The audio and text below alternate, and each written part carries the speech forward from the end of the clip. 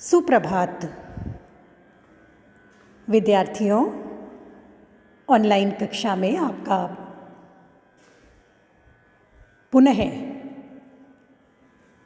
उस कहानी की व्याख्या की ओर हम चलते हैं जिसका नाम उसने कहा था।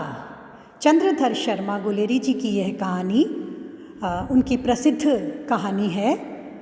हिंदी साहित्य की सर्वश्रेष्ठ कहानियों में इसे गिना जाता है। त्याग, प्रेम, बलिदान, कर्तव्य बोध, यह सब इस कहानी में पाए जाते हैं। पीडीएफ के रूप में यह कहानी, इस कहानी का मूल कहानी मैंने आपको पूर्व में आपके व्हाट्सएप ग्रुप पर भिजवा दी थी। आप सभी ने उसे पढ़ लिया होगा। आज हम इस कहानी के एक मुख्य अंश, गद्यांश की व्याख्या करेंगे। कहानी के सारांश को आपने सुना है पहले कि इसका मुख्य पात्र है लहना सिंह, सूबेदारनी, सूबेदार जी और उनका पुत्र बोधा। कहानी युद्ध भूमि की पृष्ठभूमि पर लिखी गई है। युद्ध की पृष्ठभूमि इसमें मुख्य है। आज हम जिस गद्यांश की व्याख्या करेंगे, मैं एक बार आपके सामने उसे बोल देती हूँ। मृत्यु के कुछ समय पहले स्मृति बहुत साफ हो जाती है। जन्म भर की घटनाएं एक एक करके सामने आती हैं। सारे दृश्यों के रंग साफ होते हैं। समय की धुंध बिल्कुल उन पर से हट जाती है। ये 3 पंक्तियाँ इस कहानी में आज हम व्याख्या अंश के रूप में लेंगे। इसके पहले आपको भूमिका के रूप में बता दूं कि हमें प्रसंग लिखना है और उस प्रसंग में ये बताएंगे हम कि यह गुलेरी जी की सर्वप्रसिद्ध कहानी उसने कहा था का एक अंश है। कहानी की मुख्य कथा से इस अंश को अलग भी कर दिया जाए तो यह अंश स्वयं में अपना स्वतंत्र अर्थ पूर्ण रूप से देता है। मैंने बताया था आपको पूर्व में कि आत्माभिव्यक्ति, रचनाकार, कहानीकार, साहित्यकार साहित्य लेखन में कुछ मूल पात्रों और घटनाओं को लेकर भी वहाँ पर अपने विचारों को, अपने जीवन दर्शन को प्रस्तुत कर सकते हैं। वो कहीं न कहीं अपने जीवन दर्शन को उस कहानी या उस रचना के पात्रों से, घटनाओं से जोड़ देते हैं। ये पंक्तियाँ उस समय की हैं जब युद्ध भूमि में गए हुए सूबेदार, उनके पुत्र बोधा और लहना सिंह की पसलियों में गोली लगी और वो अत्यधिक घायल हो गए, किंतु उन्होंने स्वयं को संभाले रखा। उसने कहा था, जो कहानी का शीर्षक है, उसके अनुसार सूबेदारनी ने युद्ध के लिए निकलते वक्त अपने भाव व्यक्त करते हुए लहना सिंह से कहा था, जिस प्रकार से तुमने एक बार मेरी रक्षा की थी, उसी प्रकार से तुम युद्ध में तुम्हारे साथ जो ये मेरे पति सूबेदार जी और मेरा पुत्र बोधा जा रहा है, इनकी भी रक्षा करना, ये दायित्व भी तुम्हारा है, ऐसा मुझे विश्वास है। उसने ये कह करके लहना सिंह को कह दिया था, भेज दिया था, गया था, लहना सिंह आ गया था। तो यहाँ अब यह स्थिति है पृष्ठभूमि में कि युद्ध का कार्य संपूर्ण हो चुका है और उसके बाद लहना सिंह ने सूबेदार जी और उनके पुत्र को मनवार करके और अपने घर अर्थात सूबेदारनी के पास लौट जाने के लिए गाड़ी पर बिठा दिया और उसके बाद वो घायल अवस्था में स्वयं को बहुत बेचैन महसूस कर रहे हैं। कहा गया है कि गाड़ी के जाते ही लहना लेट गया, वजीरा पानी पिला दे, मेरा कमर बंद खोल दे, तर हो रहा है। लहना की स्थिति बहुत गंभीर है। अब ये पंक्तियाँ हैं, मृत्यु के कुछ समय पहले स्मृति बहुत साफ हो जाती है।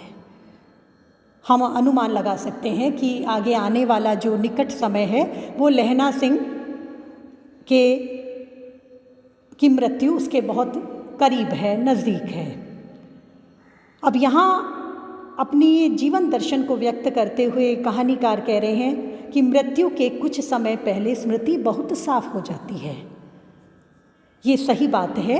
अक्सर ऐसा होता पाया जाता है कि मरणासन्न जो व्यक्ति होता है उसकी स्मृति की स्मृत्यावर्तन होता है। स्मृति की जो रील है वो विगत से मध्य मार्ग में होती हुई और वापस वर्तमान की ओर आना चाहती है और वह अपने जीवन में घटित विभिन्न घटनाओं को याद करता है।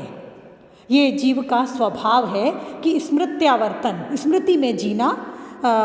वो अक्सर अपने जीवन काल में भी स्मृतियों में जीता है कई बार, किंतु मृत्यु के समय यहाँ एक शब्द है, स्मृति बहुत साफ हो जाती है।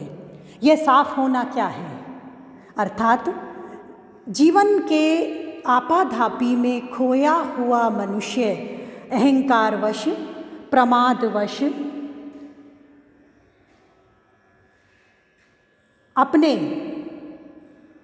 कई आवरण लगाकर जीता है, किंतु जैसे ही भीतर के मन को कहीं मृत्यु का एहसास होने लगता है तो स्मृतियों पर जो आवरण लगा होता है अहंकार का, दुराव छिपाव का, वो सारी धुंध, वो कोहरा छंट जाता है और सब साफ साफ दिखने लगता है। इसे स्मृत्यावर्तन कहते हैं। जन्म भर की घटनाएं एक एक करके सामने आती हैं।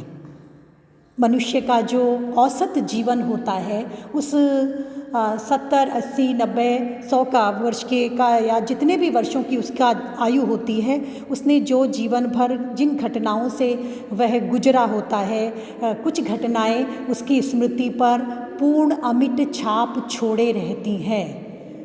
यद्यपि कर्तव्य बोध और जीवन में आगे बढ़ जाने के फलसफे के अनुसार ऐसा लगता है कि वह विस्मृति के गर्भ में कहीं अतल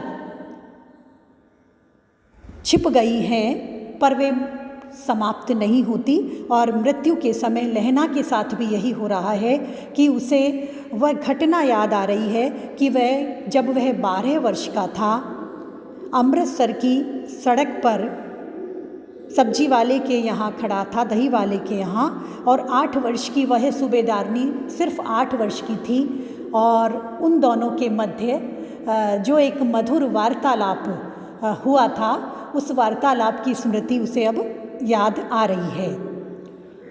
सारे दृश्यों के रंग साफ होते हैं। समय की धुंध हट गई है।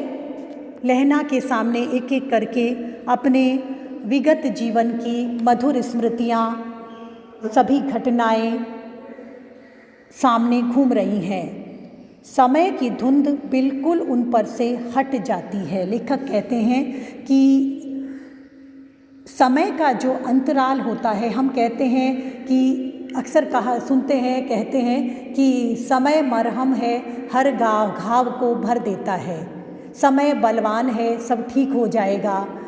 तो ये जो समय की टिप्पणियाँ होती हैं, ये समय के अंतराल की जो अवधि होती है, वो अवधि भी मृत्यु के समय मानो पाट दी जाती है और एक ही धरातल पर खड़ा हुआ मनुष्य, इंसान अपने विगत की बहुत जीवन में बीती हुई विभिन्न घटनाओं को सहज ही याद करता जाता है। घायल लहना सिंह की स्थिति भी इसी प्रकार की है। यहाँ एक शब्द है स्मृति।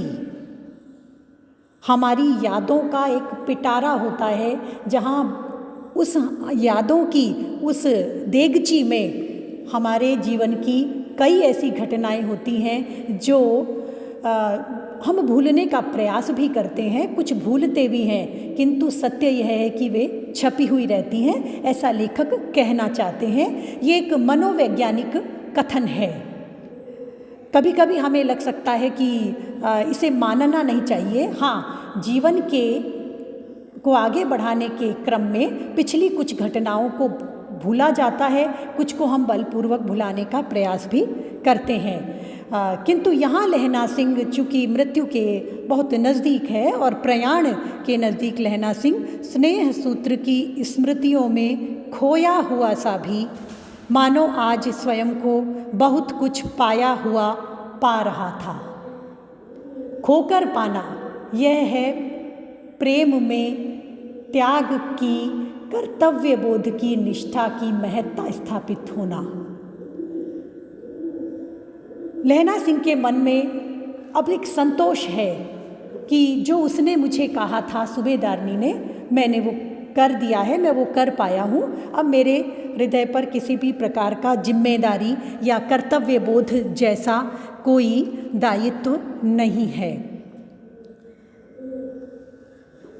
हमारे सामने विशेष जब हम व्याख्या करते हैं तो विशेष में भी समान भाव रखने वाली, इस पद से, इस गद्यांश के भावों से समता रखने वाली अन्य रचनाकारों ने भी अगर अपनी भावनाएं व्यक्त की हों तो हम उसको भी इसमें दे सकते हैं। प्रसाद जी ने मृत्यु को चिर निद्रा बताते हुए कहा है, मृत्यु अरि तू चिर निद्रे, तेरा अंक हिमानी सा शीतल। बर्फ की तरह तेरा अंक शीतल है। तो यहाँ प्रसाद जी की पंक्ति को भी हम समभाव साम्य के लिए रख सकते हैं। धन्यवाद।